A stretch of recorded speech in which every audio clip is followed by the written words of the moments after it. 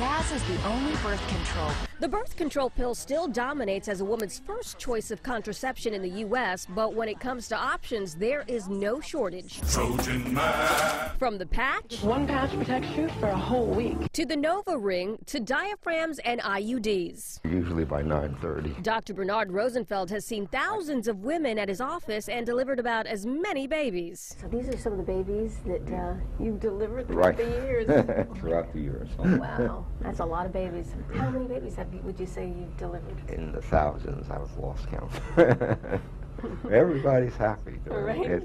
It's one big celebration. Yeah. He says throughout the years, women have sought different types of birth control, but for the most part, the pill has remained the most popular. Yeah, there's not anything really out there on the horizon. It's really interesting that the pills now, 50 years later, are lower doses and cause fewer side effects.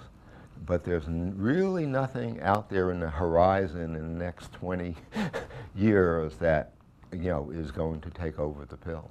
So it's held its own. Yeah, it's held its own. Around 12 million women in the United States take the contraceptive pill. Dr. Rosenfeld says a small percentage experience depression, but the main reason that women have looked for other options has been because of convenience. This is a birth control pill.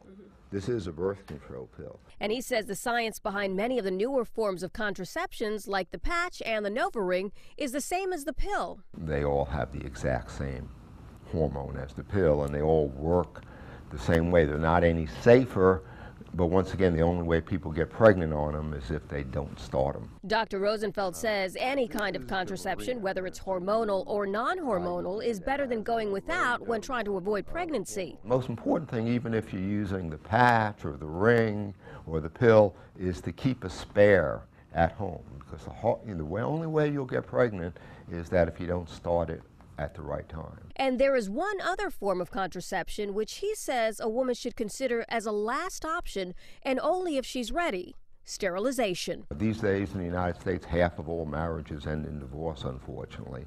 And then the vast majority of women then remarry, and then a lot of times they want a child, or the husbands want another child. So that's a real common problem. So that's why I really recommend women, particularly if they're less than 35, to try to avoid sterilization.